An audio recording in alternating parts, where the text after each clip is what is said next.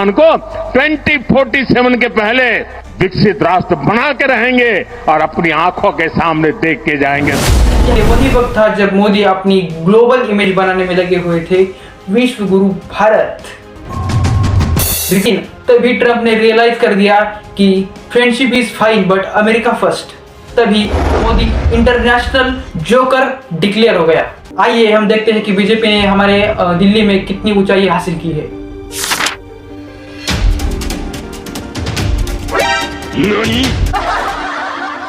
दोस्तों, याद है वो दिन जब मोदी और ट्रंप हाथ में हाथ मिलाकर हाउडी मोदी कर रहे थे।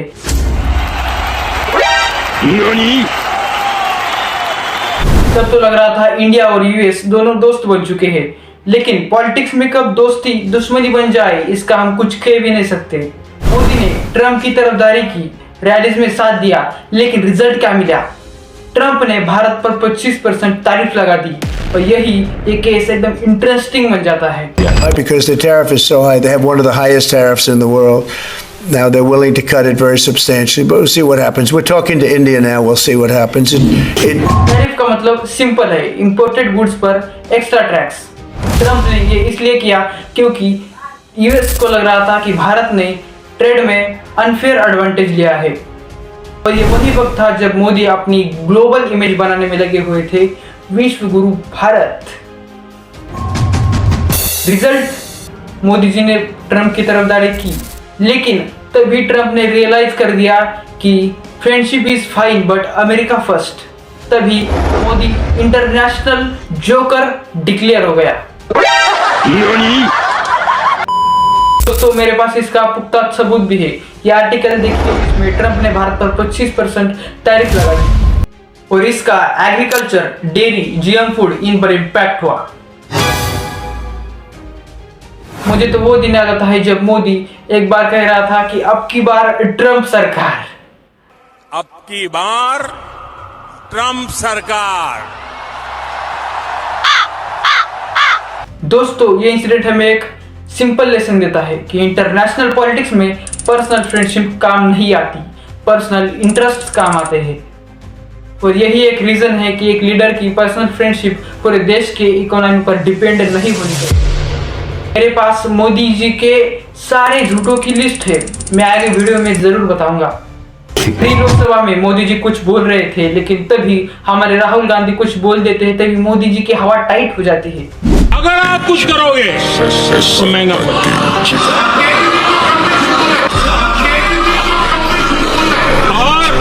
फिर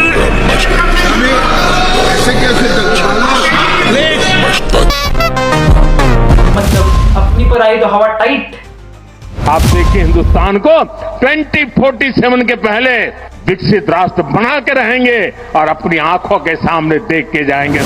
यहाँ पर ये नमूना ऐसा तो कह रहा है, लेकिन 2047 तक एक भी इनमें से जो लोग देख रहे हैं वो बिल्कुल नहीं रहेंगे। आधे से ज्यादा तो लोग मर ही जाएंगे और तब तक मोदी रहेगा, इसका तो कुछ ख्याल है?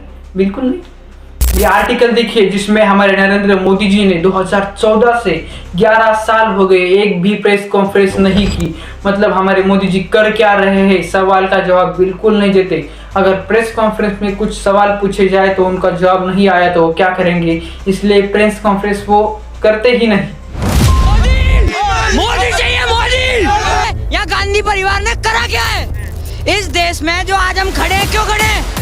मैं एकदम दावे के साथ कह सकता हूँ कि ये युवा एकदम बेरोजगार हो सकता है, क्योंकि उसे तो धर्म बचाने के काम में बीजेपी ने लगा लिया है।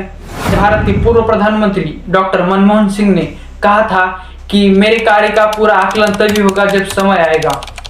इंटरनेशनल मार्केट में क्रूड ऑयल की कीमत $62 प्रति बैरल है, लेकिन हमारे भारत देश में 100 रुपए प्रति लीटर पेट्रोल बिकता है।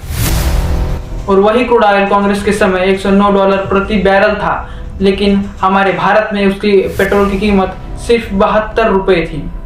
मतलब आप अंदाजा लगा सकते हैं कि कौन सा लीडर अच्छा था और कौन सा अच्छा नहीं है। ट्रंप ने कहा हम ब्रिक्स लगा देंगे, मोदी हंस रहा है। ट्रंप ने कहा हम टैरिफ लगा देंगे, मोदी हंस रहा है। मतलब मोदी को अगर सवाल का जवाब नहीं आता हो तो वो सिर्फ हंसता ही रहता है। ये बंदा एकदम पागल ही लगता है। एक वक्त था कि जब आतंकी आकर के जी चाहे वहां हमला कर सकते थे। 2014 के बाद अब नहीं करते हमला। आइए हम देखते हैं कि बीजेपी ने हमारे दिल्ली में कितनी ऊंचाई हासिल की है।